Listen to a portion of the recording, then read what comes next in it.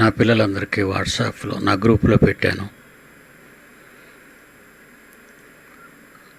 పిల్లలతో ఒకటే చెప్పాను, ఎవరికి ఇంటిమేషన్ ఇక్కడనైనా నాయన, డాడీ మీద అమ్మ మీద ఉన్న ప్రేమతో వాళ్ళ ఊర్ల నుంచి బయలుదేరిపోతారు. కరోనా ఉధృతంగా ఉన్న ఈ కాలంలో చనిపోయిన తల్లిని చూడడానికి వచ్చిన వాళ్ళు మృత్యుముఖంలో ఉండకూడదు. వాళ్ళకి ఏ విధమైనటువంటి కరోనా సోకకుండా ఉండాలంటే ఇది మనం వెంటనే జరిగించాలి అని పిల్లలతో మాట్లాడి మోదవలస క్యాంపస్ 3 వేదిక వెనకాల సమాధి కార్యక్రమాన్ని జరిగించాను. ఇప్పుడు కూడా పిల్లలు ఎవరు దయచేసి నా దగ్గరికి రావద్దు, నేను బాగున్నాను, దేవుని సంకల్పం మేరకు అమ్మ వెళ్ళిపోయింది,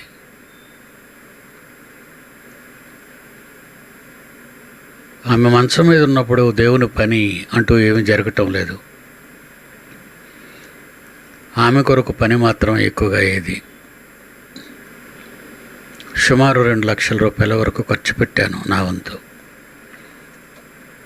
చాలా మెడిసిన్స్ అలాగే ఉండిపోయాయి, 1000 రూపాయలవి. తండ్రి నిర్ణయం తీసుకున్నాడు. తండ్రి నిర్ణయం తీసుకోవాలి అంటే నా మనసు కూడా ఆయన తెలుసుకున్నాడు. నేను కూడా చెప్పాలి. తీసేసుకో తండ్రి అని నేను అనలేను. మీ ముందు నేను అలా అని ఉంటే కిందటి ఆదివారం సాయంకాలం నేను మాట్లాడాను.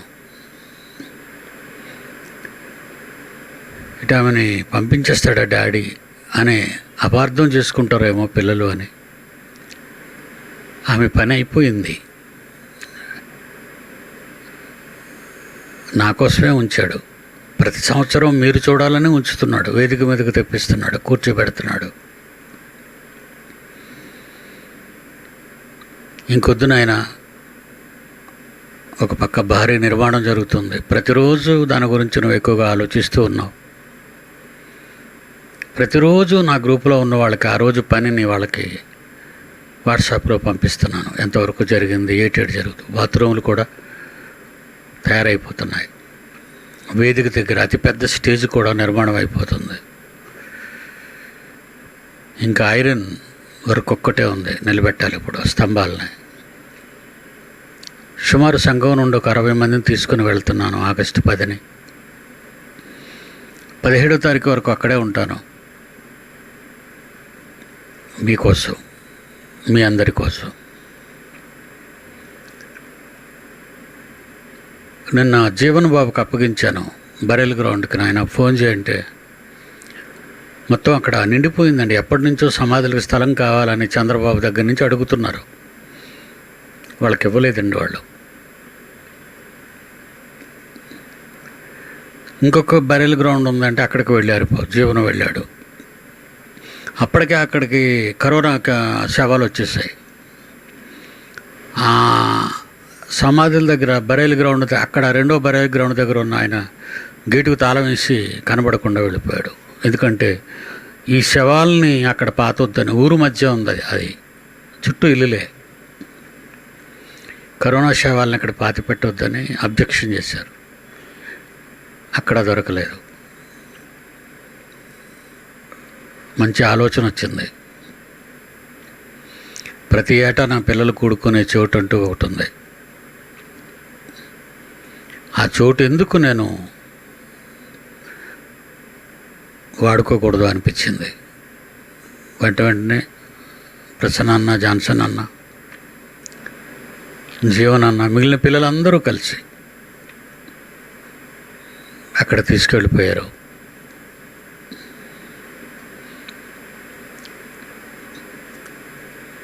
లోతుగా గొయ్యి తీశారు. చుట్టూ సిమెంట్ బ్రిక్స్తో గోడ కట్టారు 4 పక్కల. అడుగును పలకలు వేయించాను. నేను ఇక్కడే ఉన్నాను. అడుగును పలకలు వేయమన్నాను. పలకల మీద అమ్మ శవాన్ని అంటే బాక్సును పెట్టమన్నాను. కొంత మట్టి కప్పమన్నాను. ఆ మట్టి మీద మళ్ళా పలకలు వేయమన్నాను. అప్పుడు మీ అన్నయ్యకి ఫోన్ చేశాను. అమ్మ పైనున్న స్థలం నాకు ఉంచండి నాయన, నేను వెళ్ళిపోవాలి కదా. ఈ తరంలో నా పిల్లలకు సేవ చేసి నేను కూడా వెళ్ళాలి. నన్ను ఎక్కడో ఎవరి దగ్గర స్థలాలు లేవనే ఈ కాలంలో నన్ను తీసుకెళ్ళడానికి మీరెన్ని బాధలు పడతారు. కనుక పైన కూడా నాకు స్థలం ఉంచమంటే సెపరేట్ చేశారు. పైన స్థలాన్ని నాకు కేటాయించారు. దాని మీద బాబురావు గారు పంపించిన గ్రానైట్ పీసులు వేశారు. నాకు ఒక ఆలోచన వచ్చిందరా అప్పుడు.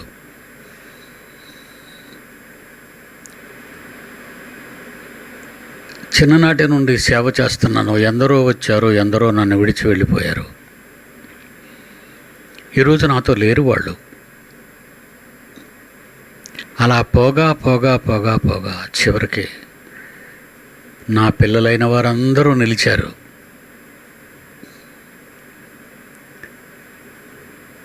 వాళ్ళు నన్నిక వదిలిపోలేరు అనే విషయాన్ని గ్రహించాను. ప్రసన్నబాబుతో చెప్పాను, నా పిల్లల సమాధులు కూడా మీ అందరి సమాధులు నా దగ్గరే నా చుట్టూ పెట్టండి అన్నాను. ఒక మనిషిగా నేను కోరుకున్న కోరిక అది. అది బైబిల్ ప్రకారంగా రైట్ అని నేను అంటం లేదు. మనం అంతా ఒకేసారి లేద్దాంరా. యేసు వచ్చేటప్పుడు మనమంతా ఒకేసారి లేస్తాం.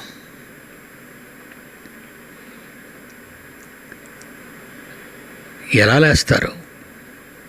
తండ్రి పనిలో బ్రతుకు కాలమంతా ఖర్చు చేసిన నా పిల్లలే నా చుట్టూ సమాధుల్లో ఉండాలి. క్యాంపస్ 3ని దానికి కేటాయించాను.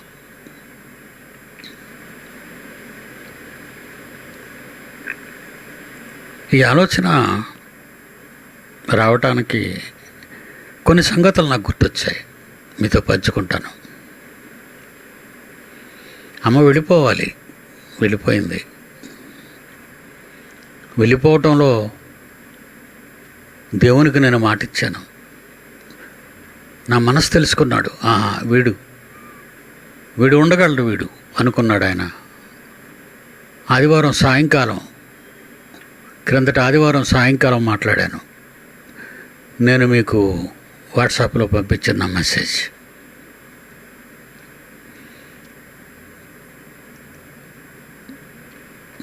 విదిన్ 5 days నేనటి దినాన్ని ఈవినింగ్ 4 ఫ్రైడే ఆయన తీసుకున్నాడు. ఎందుకంటే ఆ వ్యాధి తీవ్రత శరీరాన్ని, ఆత్మని చాలా ఇబ్బంది పెడుతుంది. ఎందుకంటే బాధ శరీరానికి కాదు కదా, ఆత్మకి. మరి ఆత్మకు బాధ ఉంటే తండ్రి ఆత్మకు ప్రేమలో బాధ. కన్న కొడుకే సిలువలో మరణిస్తున్నప్పుడు ఆయన బాధ మనుష్యలోకానికి అర్థం కాలేదు. క్రీస్తు పడుతున్న బాధ కనుక ఆ బాధను చూడలేకపోతున్నాడు ఆయన. ప్రియులారా, అమ్మ ఆత్మ ఒక శక్తిగా నరకం అనుభవిస్తున్నట్టుగా ఉంది శరీరంలో. తండ్రి నా నోటి మాట రాగానే ఆయన యాక్షన్లోకి వచ్చాడు, అమ్మని తీసుకెళ్ళిపోయాడు.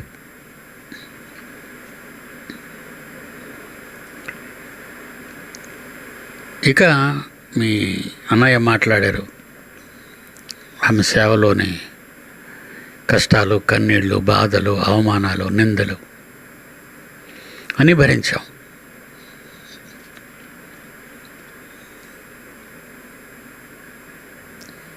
వెళ్ళిపోవాలి, వెళ్ళిపోతేనే మంచిది. వెళ్ళిపోయిన ఈ శవం ఎక్కడ ఉండాలి? ప్రతివారు తన తన వరుసలోనే బ్రతికింపబడుదురు అనే మాట కొరింథీయులకు రాసిన మొదటి పత్రిక. ఆ వరుసలో చుట్టూ ఉన్నవాళ్ళు లేచిపోయి నిత్యాగ్నికి వెళ్ళిపోతుంటే త్రాగుబోతులు, తిరుగుబోతులు, పొగరబోతులు, పదవికాంక్ష పరులు, నాయకులు, మోసగాళ్ళు, దగాకూరులు చుట్టూ మధ్యలోనే మనం ఉంటాం. వాళ్ళంతా మూకమ్మడిగా నరకానికి వెళ్ళిపోతున్న క్షణంలో వాళ్ళ మధ్య నుంచి ఒంటరిగా మనం ఒక ప్రక్కకు వచ్చేస్తుంటాం. అది జరగబోయే సన్నివేశం అదే. ప్రసన్నబాబు నోట మాట వచ్చింది, డాడీ దుష్టులు దుర్మార్గుల మధ్య మనం ఉంటూ లేపబడతాం. నిజంగానండి, ఈరోజు సమాజంలో ఉన్న వాళ్ళంతా దేవుని కొరకు బ్రతికేవాళ్ళు కాదు, నా పిల్లలు తప్ప.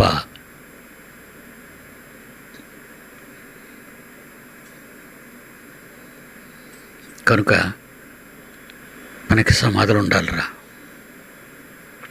యాక్సిడెంట్లో చనిపోయామనుకోండి, విమానం యాక్సిడెంట్ అయిపోయి సముద్రంలో పడిపోయింది అనుకోండి, ఎక్కడైనా ప్రకృతిలో భద్రపరచబడాలి. బైబిల్లో కొన్ని సందర్భాలు మనం చూసినప్పుడు, మరి ఆదికాండం 23:19 విశ్వాసులకు తండ్రి అబ్రహాం గురించి, ఆయన భార్య గురించి ఒక మాట రాయబడింది. ఆదికాండం 23:19 అబ్రహాము కనాను దేశములో హెబ్రోనను మమ్రే దగ్గరనున్న మక్పేలా గృహములో తన భార్యను షారాను పాతిపెట్టెను. డబ్బిచ్చుకున్నాడండి. ఆ పొలమును దానిలో ఉన్న గుహ హేతుకుమారుల వలన శ్మశానము కొరకు అబ్రహామునకు స్వాస్థ్యముగా స్థిరపరచబడెను. అంటే నా భార్యను ఎక్కడో పాతేయాలా? విశ్వాసులకు తండ్రి. ఏమండి, మరణము వరకు నమ్మకంగా ఉన్న భర్త, మరణము వరకు నమ్మకంగా ఉన్న శారా వాళ్ళు చూస్తున్నప్పుడు ఆ భార్య భర్తల బంధం అయిపోయింది, జీవితం అయిపోయింది, ఇంకేముందిలే ఎక్కడో దగ్గర పడేయండి అనే రోజులండి ఇవి. ఇకపోతే కరోనా రోజులు. అస్సలు పట్టించుకోవడం లేదు, ఎవరిని పట్టించుకోవట్లేదు. అనాథప్రేతగా పారేస్తున్నారా? అక్కడక్కడ ఊరుకు దూరంగా తీసుకుని పోయి బుల్డోజర్తో పెద్ద పెద్ద గోతులు తీసి ఆ గోతులో గుట్టలుగా శవాలను పడిస్తుంటే ఎంత హృదయ విదారకంగా ఉందండి. ఆ సందర్భాన్ని నేను చూసినప్పుడు నా మనసు చలించిపోయింది. ఇక్కడ సమాధులకు వెళ్తే ఇక్కడ ఖాళీ లేదంటున్నారు, వెనక సమాధులకు వెళ్తే అక్కడ ఖాళీ లేదంటున్నారు. ఎక్కడికి తండ్రి నడిపించాలనుకుంటున్నావు? మీ స్థలానికి రా.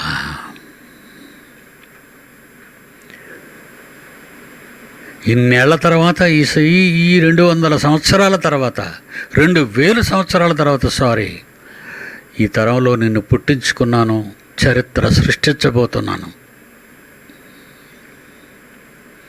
అది ఒకనాడు విశ్వాసులకు తండ్రి. అందుకే కొన్నాడు ఆ స్థలాన్ని.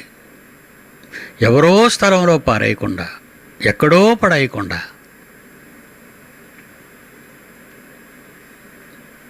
వెంటనే నాయన అమ్మని అక్కడ తీసిపోదండి అన్నాను. ఇక అబ్రహాం గారి గురించి మళ్ళా చదవమ్మా. ఖండం 23 మళ్ళా చెప్పనవసరం లేదులే అమ్మా, చదువు, టైం అయిపోతుంది. మక్పేలా పొలము గృహలో తన భార్య అయిన శారాయిని పాతిపెట్టెను. కొన్న తర్వాత అక్కడ సమాధి కార్యక్రమం జరిగించాడు. ఆదికాండం 25:9-10 ఆదికాండం 25:9-10 మక్పేలా గుహలో అతని కుమారులకు అతడు కుమారుడైన ఇస్సాకుకు ఇష్మాయేలును అబ్రహామును పాతిపెట్టిరి. అది మమ్రే ఎదుటనున్న ఎవరి దగ్గర అయితే సేతు కుమారు దగ్గర కొనుక్కున్నాడో ఆ మక్పేలా గుహ, అక్కడే పాతిపెట్టారు. పెద్ద కొడుకు ఇస్సాకు, చిన్న కొడుకు ఇష్మాయేలు, ఇస్సాకు. అంటే అబ్రహామును కూడా తీసుకువెళ్ళి ఒక భర్తగా తన పాత్ర పోషించాడు కొన్ని సంవత్సరాలు.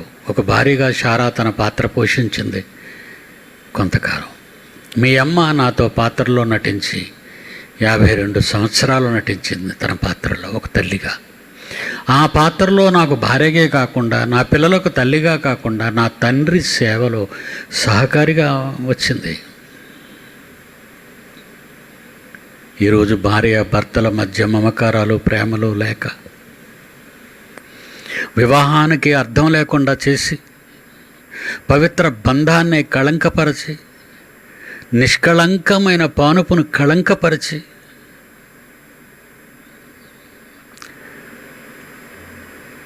బహూకరింపబడిన పిల్లలను దయ్యానికి పిల్లలుగా విడిచిపెట్టి, లేనిపోయిన దురాశలకు, చదువులకు, జీవితాలకు, ఆశలకు, సంపాదనకు తమ బ్రతుకులను తగలబెడుతున్న ఈనాటి ప్రపంచ పరిస్థితులు చూడండి. ఒకనాటి భార్యాభర్తల బంధం చూడండి, ఎంత బంధం. అంటే పరలోకంలో మళ్ళీ వీళ్ళిద్దరూ భార్యాభర్తలుగా ఉంటారని కాదండి. భూమి మీద బ్రతికినంత కాలం దేవునికి పిల్లలుగా జీవించాలి. నువ్వు భర్తగా జీవిస్తే నువ్వు భార్యగా జీవించాలి. మీ ఇద్దరూ నా కొరకు జీవించాలి. అది దేవుని ఆజ్ఞ.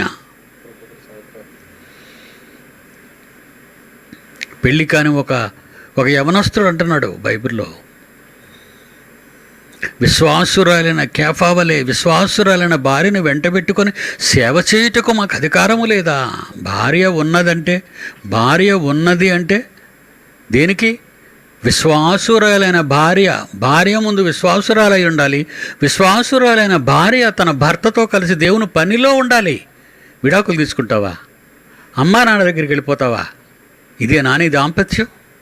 ఇదేనా నీ పవిత్రమైన ఘనమైన వివాహాన్ని ఘనహీనపరిచావే?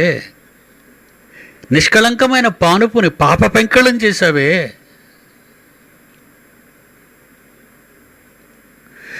భర్తలు కలిగిన ప్రతి స్త్రీని, భార్యలు కలిగిన ప్రతి పురుషుని ప్రేమతో నేను అడుగుతున్నాను. మీ ఇద్దరిని జతపరిచింది దేవుడు. ఘనమైనది అన్నాడు వివాహాన్ని. ఇక శోభనం నిష్కళంకమైనది అన్నాడు. గర్భఫలము దేవుడిచ్చు బహుమానము అన్నాడు. నీ మీద కొండంత భారం పెట్టి తన సంతానాన్ని నీ గర్భంలో పెట్టి మీ చేత కనిపించి, మీ చేత పెంచి, మిమ్మల్ని వాళ్ళని దేవుని సేవ కొరకు పెంచి అంకితం చేయాలని మీకిస్తే, మీరే భార్యాభర్తలుగా మీ బంధాన్ని అపవిత్రపరుచుకొని భార్యను విడిచిపెట్టి భర్తను విడిచిపెట్టి భార్య ఒకరికొకరు వేరైపోతున్నారంటే వ్యవస్థ ఏమైపోతుందో, నెక్స్ట్ డేస్ ఎంత భయంకరంగా ఉంటాయో మీరు ఊహించుకోండి. ఎందుకంటే దేవుని నామాన్ని కళంకపరిచారు. ఒకనాటి మన పూర్వీకులు తన భార్య మరణించినా ఎక్కడో తన భార్యను పారేయకూడదని తన కష్టార్జితముతో ఆ చేతుకుమారుల దగ్గర ఆ ల్యాండ్ని తీసుకొని ఆ మక్పెలా గృహం దగ్గర ఆ గుహలోను ఆమెను సమాధి చేశాడు. ఈయన చనిపోయిన తర్వాత పెద్ద కొడుకులకు ఏమని చెప్పుంటాడు? రే నాన్న, అన్నయ్యని పిలువు ఇస్సాకు, నాన్న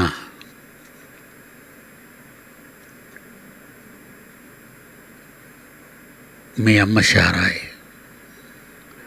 అక్కడే నా సమాధి కూడా చేయండి. ఈ మాట నాకు గుర్తొచ్చిందండి. నాకు అవకాశం ఉంది ఇప్పుడు నా భార్య దగ్గర నన్ను కూడా సమాధి చేయమని నిన్న వీళ్ళక్కడ వాళ్ళమ్మని సమాధి చేస్తున్నప్పుడే చెప్పాను ప్రసన్నబాబుతో, నాకు కూడా స్థలాన్ని సిద్ధపరచు, నన్ను ఎక్కడో పారేయకండి. ఒక మనిషిగా మాట్లాడుతున్నానండి, దేవుని కుమారుడుగా నేను ఇక్కడ మాట్లాడటం లేదు. భార్య భర్తల బంధం ఎంత పవిత్రమైనదో అని మన పూర్వీకుల చరిత్రను చెబుతున్నాను మీకు. ఆదికాండం 49వ అధ్యాయం. అబ్రాహాంతో అమ్మను ఎక్కడ పాతిపెట్టారో అక్కడ పాతిపెట్టారు. హాగరు గురించి చెప్పలేదండి. ఇష్మాయేల్ని కానీ ఇస్సాకుని పిలిచి, నాన్న, అమ్మని ఎక్కడ సమాధి చేశారో నన్ను కూడా అక్కడే సమాధి చేయండి అని చెప్పబట్టే కదా ఆదికాండం 25:9-10 రాయబడింది. తీయమ్మ మరొకసారి చదువు, సెకండ్ టైం. ఆదికాండం 25:9-10. మక్పేలా గుహలో అతని కుమారులకు ఇస్సాకును ఇష్మాయేలును అబ్రహామును పాతిపెట్టిరి. అది మమ్రే ఎదుటనున్నది. అబ్రహాము హేతు కుమారుల దగ్గర కొనిన ఆ పొలములో అబ్రహామును అతని భార్య శారాయును పాతిపెట్టబడిరి. తనకంటే ముందు మరణించిన, తనతో భూమి మీద నటించిందే దేవుని సంకల్పంలో ఒక నటన, ఒక హీరోయిన్గా నటించింది శారాయి. ఒక హీరో అబ్రహాము నటించాడు. ఈ భూలోకంలో ఈ నటన ఈ కాలంలో దేవుని కొరకు నటించారు. దేవుని అనుకున్నట్టుగా జరిగించారు. వాళ్ళ నటనలో జీవించారు. వాళ్ళు చనిపోతే నటన అయిపోయినట్టే.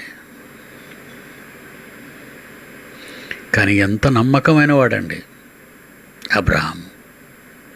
తర్వాత ఏం జరిగిందో చూద్దాం. ఆదికాండం 49:31-32. ఆదికాండం 49:31-32. అక్కడనే ఇస్సాకును అతని భార్య అయిన రిబ్కాను పాతిపెట్టిరి. అక్కడనే నేను లేయాను పాతిపెట్టితిని. ఏటండి ఆ భార్యాభర్తల బంధం? కాపురం చేసి ఇద్దరు ఒకరున్న పిల్లల కన్న తర్వాత, లేకపోతే పిల్లల కనకముందైనా భార్యాభర్తలు ఒకరికొకరు కాదనుకొని విడిపోతున్నారంటే ఎంత ఒళ్ళు దద్దరిల్లిపోతుందండి. ఎలా విడిపోగలుగుతున్నారు?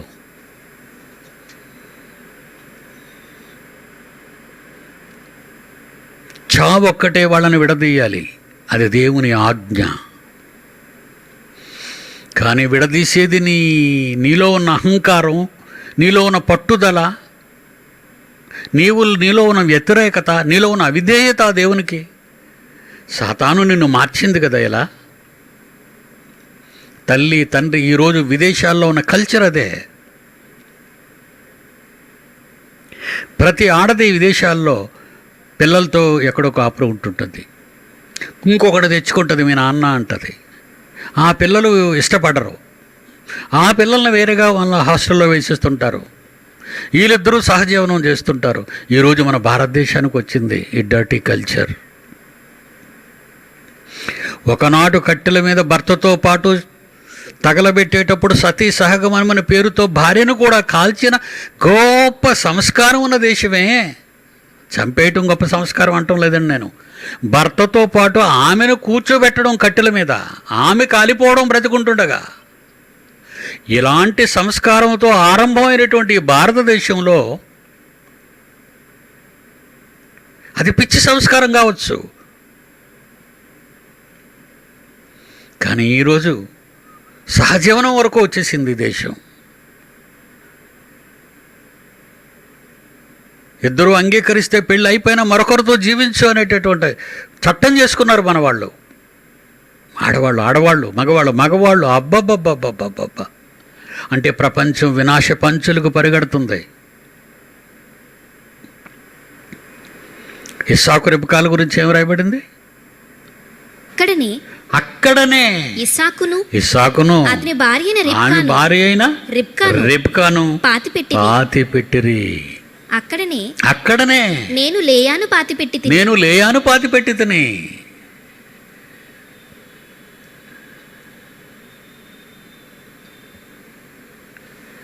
యాకోబు అంటున్నాడు, తన తండ్రి అక్కడే సమాధి చేయబడ్డాడు, తన తల్లి అక్కడే సమాధి చేయబడింది, తాతయ్య అక్కడే సమాధి చేయబడ్డాడు, మా అమ్మ అక్కడే సమాధి చేయబడింది.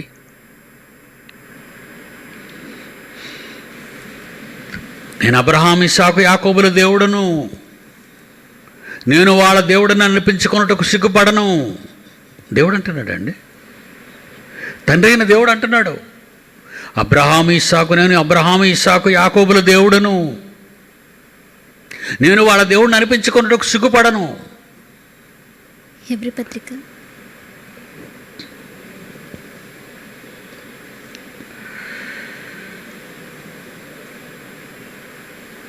ఆదికాండం 49 అధ్యాయం 30 వచనం. ఆదికాండం 49 అధ్యాయం 30 వచనం. హిత్తీయుడైన ఎఫ్రోను భూమి అందున్న గుహలో ఎఫ్రోను భూమి అందున్న గుహలో భూమి అందున్న గుహలో నా తండ్రుల యొద్ద సేనది మక్పేల దగ్గర ఉంటుంది, చేతు కుమారుల దగ్గర ఉన్న ఆ స్థలం గురించి చెప్తున్నాడు. నా తండ్రుల యొద్ద నన్ను పాతిపెట్టుడి. నా తండ్రుల ఎదుట నన్ను పాతిపెట్టుడి. ఆ గుహ కనాను దేశమందలి మమ్రే ఎదుటనున్న మక్పేల పొలములో ఉన్నది. ఏంటండి అక్కడికి వెళ్ళిపోతా ఉంటున్నారు వీళ్ళందరూ? నీతిమంతులండి వాళ్ళు, నీతిమంతుని పిల్లలు. అబ్రహాము పిల్లలం కాదా మనం? క్రీస్తు ద్వారా మనం కూడా ఆయన పిల్లలం అయిపోయాం.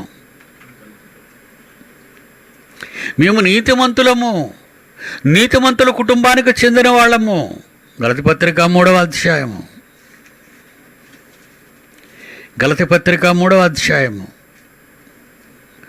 గ్రీసు దేశస్థుడని హెళ్ళేని 27 27, 28, 29. గలతీ పత్రిక 3వ అధ్యాయము 28, 27, 28, 29. క్రీస్తులోనికి బాప్తిసం పొందిన నా పిల్లలారా, మీరు నేను మనమంతా క్రీస్తును ధరించుకున్నాము. ఇందులో యూదుడని గ్రీసు దేశస్థుడని లేదు, దాసుడని స్వతంత్రుడని లేదు, పురుషుడని స్త్రీ అని లేదు. యేసుక్రీస్తు ద్వారా మీరందరూ ఏకమైపోయారు. మీరు క్రీస్తు సంబంధులైతే ఆ పక్షమందు అబ్రహాము యొక్క సంతానమయుండి వాగ్దాన ప్రకారము వాళ్ళతో కూడా మనం కూడా వారసులం అయిపోయాం.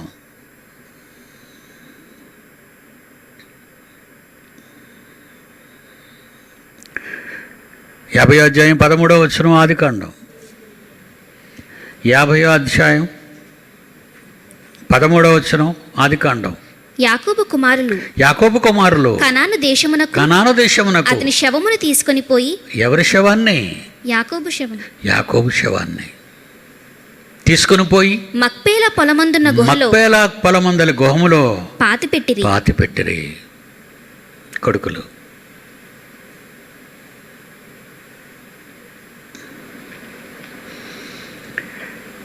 ఆదికాండం 50వ అధ్యాయం 24, 25. 430 సంవత్సరాల తర్వాత సందర్భం ఇది జరిగింది. ఈ సందర్భం ఆదికాండం 50వ అధ్యాయం 24, 25. యోసేపు తన సహోదరులను చూచి, తన సహోదరుల అన్నలందరినీ చూసి, నేను చచ్చిపోతున్నాను అన్నయ్యలారా. దేవుడు నిశ్చయముగా మిమ్మల్ని చూస్తాడు. ఈ దేశములో నుండి తాను అబ్రహాము ఇస్సాకు యాకోబులతో ప్రమాణము చేసినట్టు దేశమునకు మిమ్మల్ని తీసుకొని పోనని చెప్పాను. దేశమునకు మిమ్మల్ని తీసుకుపోతాడు తండ్రి, నాకు నమ్మకం ఉంది.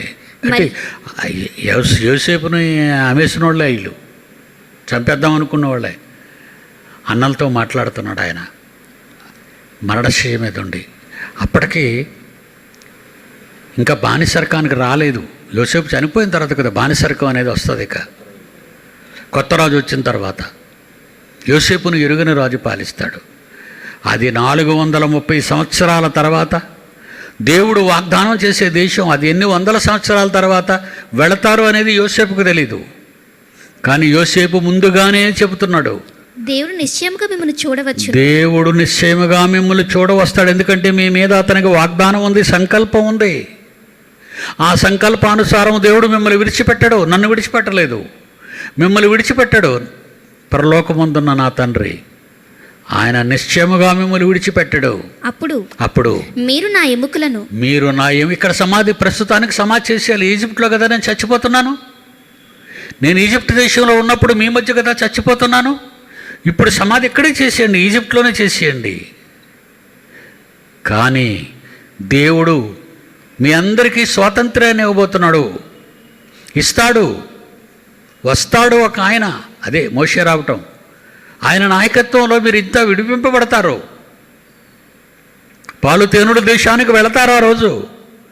ఆ రోజు అన్నలు, ఈజిప్టు దేశంలో నా ఎముకలను విడిచిపెట్టకండి, ఇక్కడ నుండి తీసుకొని పోవాలని చెప్పి ఈజిప్టు నుండి నా ఎముకలను సమాధిలో నుంచి తీసుకొని పోయి ఇశ్రాయేలు కుమారుల చేత ప్రమాణము చేయించుకుని ఇశ్రాయేలు కుమారుల చేత ప్రమాణం చేయించుకున్నాడు.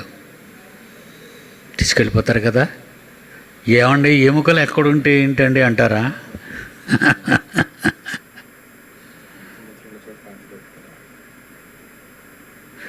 నీతిమంతుల మధ్య నేను పాతిపెట్ట సమాధి కార్యక్రమం జరగాలి.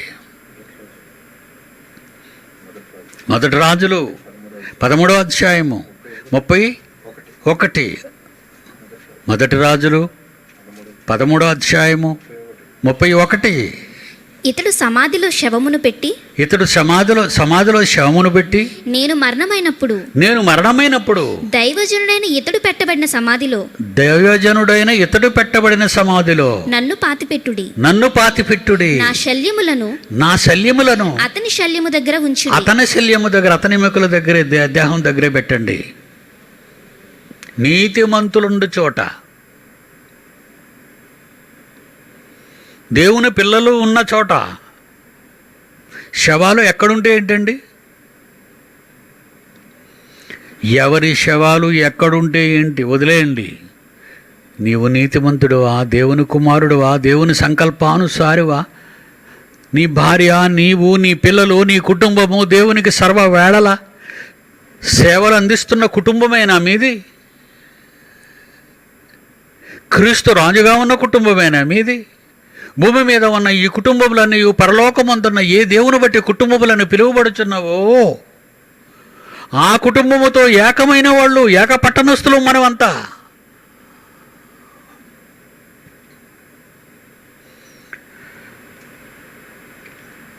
ఆదికాండం 50 అధ్యాయం 24, 25 అన్నలతో చెప్తున్నాడు. దేవుడు నిశ్చయముగా మిమ్మల్ని చూడవస్తాడు. అప్పుడు మీరు నా ఎముకల్ని ఇక్కడ నుండి తీసుకుని వెళ్ళిపోయి ఇశ్రాయేలు కుమారుల చేత ప్రమాణము చేయించుకున్నాడు. నా ఎముకలను తీసుకువెళ్ళిపోతారు కదా. నిర్గమాకాండం 13వ అధ్యాయం 19వ వచనం. నిర్గమాకాండం 13వ అధ్యాయం 19వ వచనం. మోషే యోసేపు ఎముకలను తీసుకొని వచ్చెను.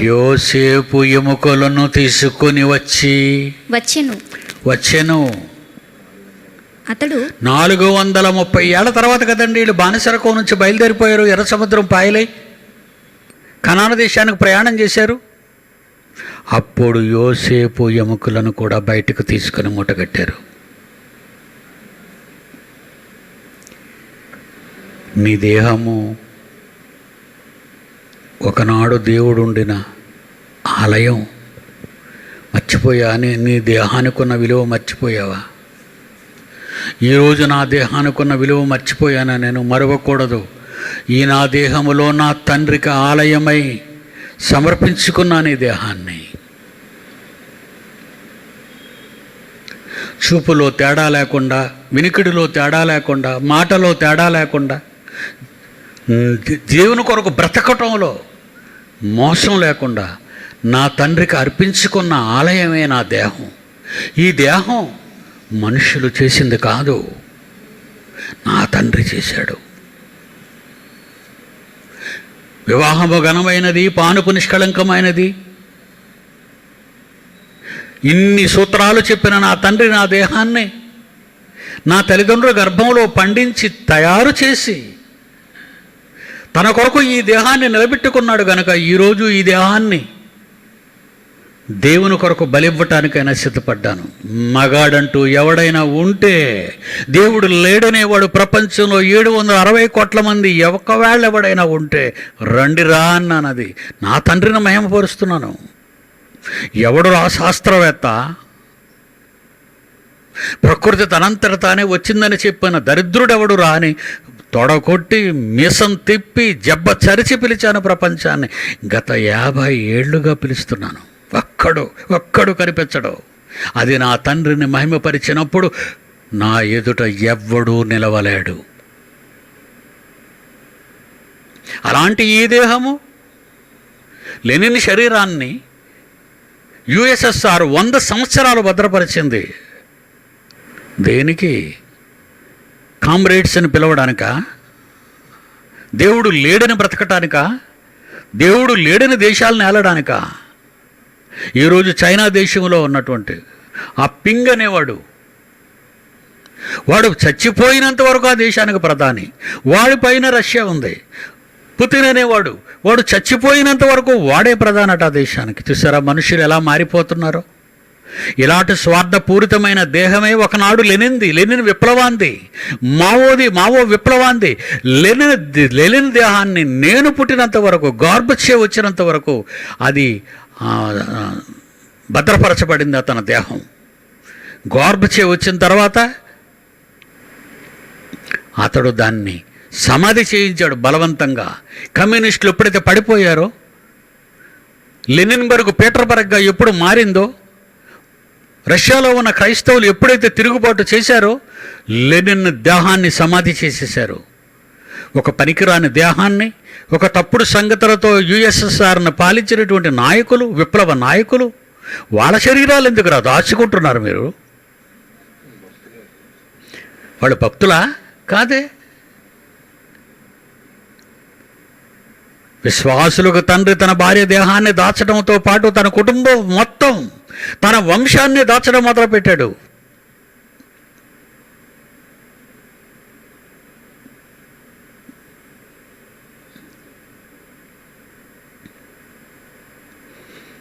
నిర్గమకాండం 13వ అధ్యాయం 19వ వచనం చదువమ్మా. మోషే యోసేపు ఎముకలను తీసుకొని వచ్చెను. అతడు దేవుడు నిశ్చయముగా దర్శనమిస్తాడు తండ్రి. అప్పుడు మీరు నా ఎముకలను ఇక్కడ నుండి తీసుకొని పోవలెను. ఈజిప్ట్ దేశం నుంచి 430 ఏళ్ల తర్వాత మోషే గారు తీసుకెళ్ళిపోయారు. యెహోషువ గ్రంథం 24వ అధ్యాయం 32వ వచనం. యెహోషువ గ్రంథం 24వ అధ్యాయం 32వ వచనం. ఇశ్రాయేలీలు ఐగుప్తులో నుండి తెచ్చిన యోసేపు ఎముకలను షెకెములో అనగా యాకోబు 100 వరహాలకు షెకెము తండ్రైన హమోరు దగ్గర కొన్నాడే ల్యాండ్, బరైల్ గ్రౌండ్. ఆ చేని భాగములో వారు పాతిపెట్టిరి యోసేపు ఎముకల్ని. ఆఫ్టర్ 430 years, 60 ఏళ్ల నీ జీవితంలో నిలకడగా నిలబడలేని నీది ఒక బ్రతుకేనా? పట్టును 30 ఏళ్ళు 40 ఏళ్ళు దాటకముందే భార్యాభర్తలు విడాకులు తీసుకుంటున్నారు. మీది ఒక దేహమేనా? దేవుడు చేసిన ఈ దేహంలో దేవుడు ఆరాధింపబడవలసింది ఈ దేహాన్ని సాతానుకు అప్పగించావా? దొంగల గుహగా చేసావా? నీ భార్యను క్షమించలేవా? నీ భర్తను క్షమించలేవా? నీ భర్త దగ్గర లోబడలేవా? నీ భార్యకు నువ్వు లోబడలేవా? ఒకరినొకరు అర్థం చేసుకోరా? దేవుడిచ్చిన గర్భఫలము మీ ఇద్దరిని చూసి ఏమి నేర్చుకుంటాడు? నాకు నాన్న లేడే అని తల్లి దగ్గర ఉన్న పిల్లాడు బాధపడతాడు. నాకు అమ్మ లేదే అని తండ్రి దగ్గర ఉన్న పిల్ల బాధపడుతుంటుంది. ఎందుకర్రా వాళ్ళ మానసిక వేద అలా చేశారు మీరు? ఆ రథతో వాళ్ళు ఎలా పెరుగుతారు? నాన్న దగ్గరున్న బిడ్డతో నాన్న మీ అమ్మ మంచిది కాదని చెప్తుంటాడు. అమ్మ దగ్గరున్న బిడ్డతో అమ్మ మీ నాన్న మంచివాడు కాదు అని చెప్తుంటాడు. ఎందుకర్రా ఈ శత్రుత్వాలు? ఆఫ్టర్ ఆల్ 60-70 ఏళ్ల ఈ చిన్న జీవితం కోసం మీరింతగా అమ్ముడిపోతారా?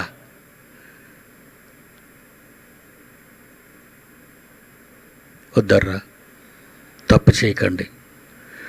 దేవుడిచ్చిన ఈ దేహం ఆయన చేతులతో చేశాడు.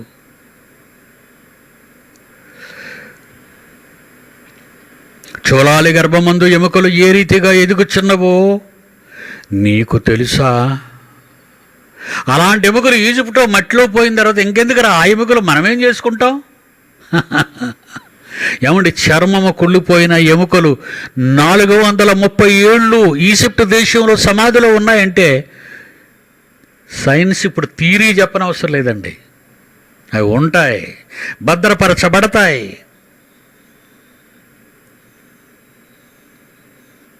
దేహాన్ని 100 ఏళ్లే భద్రపరిచారు లెనిన్ది మాస్కోలో. 100 ఏళ్ళ ఇంకా అవుతున్నాయి అనగానే చర్మం డ్యామేజ్ అవ్వడం ప్రారంభించింది. వెంటనే గోర్బచేవ్ ప్రెసిడెంట్గా ఉన్నాడు అప్పుడు రష్యాకి, యుఎస్ఎస్ఆర్కి. వెంటనే దాన్ని తీయించేసి సమాధి కార్యక్రమం జరిగించాడు. 430 ఏళ్ళు అయింది యోసేపు ఎముకలు ఈజిప్ట్ దేశంలో. ఆ ఎముకలను తీసుకుపోయారట. తీసుకొచ్చి ఏం చేశారు? 24:32 యెహోషువలో నెరవేర్పు జరిగింది. ఇశ్రాయేలీలు ఐగుప్తులో నుండి తెచ్చిన యోసేపు ఎముకలను షెకెములో అనగా యాకోబు 100 వరహాలిచ్చి షెకెము తండ్రి అయిన హమోరు కుమారుల దగ్గర కొనిన చేని భాగంలో వారు పాతిపెట్టారు. ఆ చేను భాగంలో పాతిపెట్టారు. హెబ్రీ పత్రిక 11:22 ఇది కొత్త నిబంధనకు వచ్చేసరికి అపోస్తలుడు పౌలు ఎలా వర్ణిస్తున్నాడో చూడండి దీన్ని. హెబ్రీ పత్రిక 11:22 యోసేపు తనకు అవసాన కాలము సమీపించినప్పుడు విశ్వాసమును బట్టి ఇశ్రాయేలీల కుమారుల నిర్గమనమును గూర్చి ప్రశంసించి, నిర్గమం అంటే ఈజిప్టును వదిలేయటం గురించి గొప్పగా మాట్లాడుతూ తన శల్యములను గూర్చి వారికి ఆజ్ఞాపించాడు. అంటే విమోచన వస్తుందని, తండ్రి నాయకుడిని పంపుతాడని ఇశ్రాయేలీల దగ్గరికి ఈజిప్ట్ దేశంలో. ఆ నాయకుడిని పుట్టించాడు, అతడే ది మోజెస్. తరానికి ఒక నాయకుడు పుట్టుకొస్తూ ఉంటాడు, శతాబ్దానికి ఒక నాయకుడు పుట్టుకొస్తూ ఉంటాడు, యుగానికి ఒక నాయకుడు పుట్టుకొస్తూ ఉంటాడు. 2 యుగాల తర్వాత మీ డాడీ పుట్టాడు. 2 యుగాల తర్వాత మీ డాడీ వచ్చాడు ఈ లోకానికి. నా పిల్లలందరినీ నేను ఏరుకుంటున్నాను, తెచ్చుకుంటున్నాను, సంపాదించుకుంటున్నాను.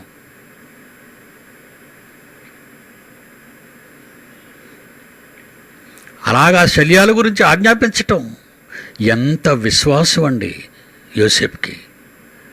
దేవుడు వస్తాడు, దేవుడు దిగుతాడు, దేవుడు మనల్ని కాపాడతాడు, తను వాగ్దానం చేసిన దేశానికి నడిపిస్తాడు. దేవుని నమ్మి 2-3 ఏళ్ళు అయిన తర్వాతే నీ భక్తి నశించిపోద్దే. నీ దేహం మీద కోరికలు పుట్టుకొచ్చి నీ ఇష్టం వచ్చినట్టుగా ప్రవర్తిస్తుంటావే. నా బంధువులు, నా వాళ్ళు, ఇది అది, పదవి, డబ్బు, పొలాలు, ఇదే నాని దురాశ.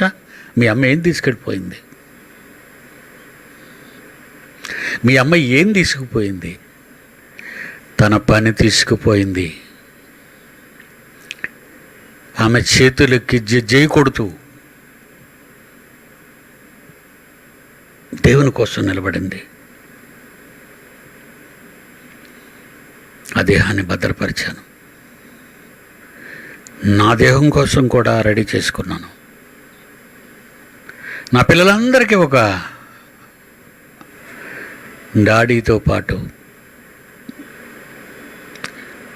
మీ కుటుంబాలు కూడా డాడీ సమాధి దగ్గరే ఉండాలి అనుకుంటే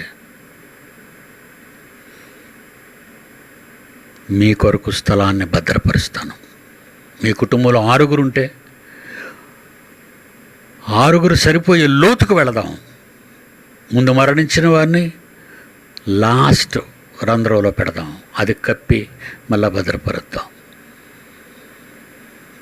నా చుట్టూ నా పిల్లలు చనిపోయిన తర్వాత కూడా దేవుడు చేసిన, తన చేతులతో చేసిన నిర్మాణం దేహం, అప్పుడు కూడా నాతోనే ఉండాలని మీ తండ్రిగా నేను ఆశపడుతున్నాను.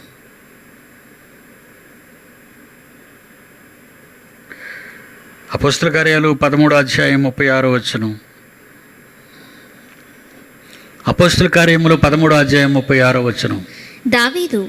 దావీదు దేవుని సంకల్పము చొప్పున తన తరము వారికి సేవ చేసి మరణించి నిద్రించి తన పితరుల యొద్దకు చేర్చబడి తన పితరుల యుద్ధకు చేర్చబడిన. ఎక్కడికి? పరదేశ్ అనుకుంటున్నారు మీరు? కిందనే ఉంటున్నాడు చూడండి. పరదేశ్ అనుకున్నారా?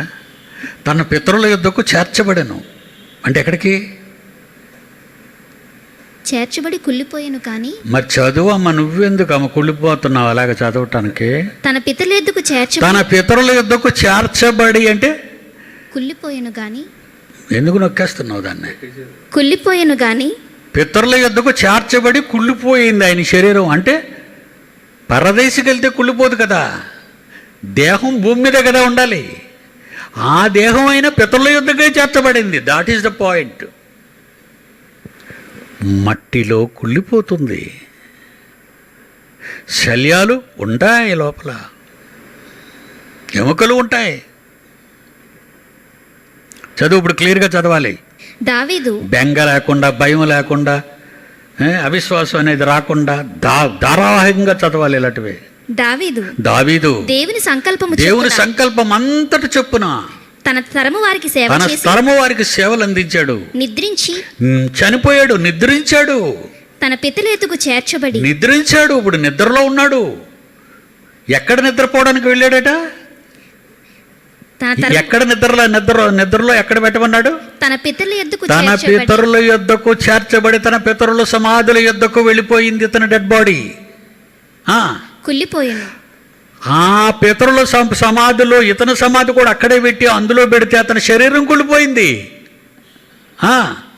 అంటే ఈ పాయింట్ నేను ఎందుకు చెప్పానంటే, శరీరం కుళ్ళిపోయినా ఆ మట్టిలోనే భద్రపరచబడుతుంది.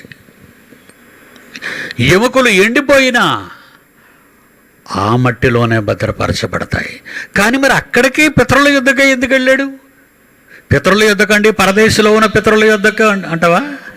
పరదేశంలో ఉన్న పితరుల యుద్ధకు ఎలాగా వెళతాడు? అది మనకు తెలుసు. మరణించిన వారు ఆత్మలు వెళతాయి అక్కడికి. కానీ దేవుడు తన చేతులతో కట్టిన వైభవోపేతమైన ప్రపంచంలో మనిషి అన్న వాడికి చేతకాని మహానిర్మాణము ఈ దేహాన్ని దేవుడు చేశాడు తనకు దేవాలయంగా. ఆ దేవాలయాన్ని దొంగల మధ్య కాకుండా భక్తులు విశ్వాసులైన తన పూర్వీకుల మధ్యనే అతని శరీరాన్ని సమాధి చేసినట్టుగా బైబిల్లో రాయబడింది. 2:29-30 అపోస్తుల కార్యములు చివరిగా. అపోస్తుల కార్యములు 2:29-30. సహోదరులారా, పేతురుగారి ప్రసంగం. సహోదరులారా, మూల పురుషుడగు దావీదును గూర్చి మూల పురుషుడైన దావీదును గూర్చి మీతో నేను ధారాళముగా మీతో నేను ధారాళముగా మాట్లాడగలను. అతడు చనిపోయాడు, సమాధి చేయబడిపోయాడు. అతని సమాధి నేటి వరకు మన మధ్య ఉన్నది. అంటే తరతరాలు ఆ సమాధిని చూసి చరిత్ర చెప్పుకోవాలి జీవించేవాళ్ళు.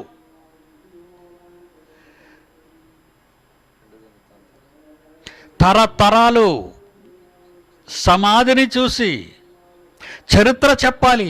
ఆ నీతిమంతుడి గురించి, మహాపరాక్రమవంతుడైన దావీదుని గురించి, ఇశ్రాయేలు విషయంలో కత్తి పట్టి యుద్ధం చేసిన మహావీరుడి గురించి, కత్తి పడితే 1000 తలకాయలు తెగగొట్టే మహా విప్లవ నాయకుడు అయిన, ఇశ్రాయేల్ అందరూ గదగద వణుకుపోతున్న కాలంలో వీరుడుగా బాల్యదశలోనే నిలబడ్డాడు మహావీరుడు. చదవమ్మా. సహోదరులారా, మూల పురుషులకు దావీదును గూర్చి మీతో నేను ధారాళముగా మాట్లాడవచ్చు. అప్పటికి దావీదు చనిపోయి ఎంతకాలం అవుద్ది? 1000 సంవత్సరాలు సుమారు. అప్పటికి పేతురు గారి ప్రసంగానికి పెంతెకొస్తు పండుగ దినమున సంఘ ప్రారంభం అవుతుంది. ఆ రోజు పేతురు నోట పలికిన ధారావాహిక ప్రసంగంలో ఈ మాటలు ఎంత ఘనంగా ప్రకటిస్తున్నాడండి పేతురు. అతడు చనిపోయాడు, సమాధి ఆనాడైంది. అతని సమాధి నేటి వరకు మన మధ్య ఉంది. 1000 సంవత్సరాలు అయింది అతని సమాధి. అప్పటికీ ఉంది. 1000 సంవత్సరాలు అయింది సమాధి, అప్పటికీ ఉంది. నా పిల్లలు సమాధులు నాతోనే యేసు వచ్చినంత వరకు ఉండాలి. అది తండ్రిగా నా కోరిక. 2వ దినవృత్తాంతాలు చివరిగా 32వ అధ్యాయము 33వ వచనం. 2వ దినవృత్తాంతాల గ్రంథము 32వ అధ్యాయము 33వ వచనం.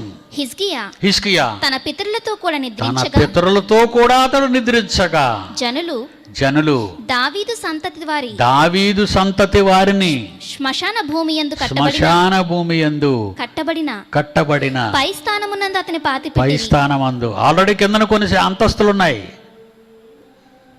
మన చర్చిలో ఫ్లారెన్స్ గారు మరణించారు. ఫ్లారెన్స్ గారు మరణించినప్పుడు విశాఖపట్నంలో ఉన్న బరేలి గ్రౌండ్లో ఫ్లారెన్స్ గారు మరణించినప్పుడు కిందన వాళ్ళ అమ్మగారి శవం సమాధి చేయబడింది. ఆ పైన ఫ్లారెన్స్ గారి సమాధి మేము దగ్గరుండి జరిగించాం. ఆ తర్వాత ఆ ఫ్లారెన్స్ గారి తమ్ముడు చనిపోయాడు. టాప్ ఫ్లోర్లో ఆయన సమాధి చేయబడ్డాడు ఇక్కడ ఈ బరేలి గ్రౌండ్లో.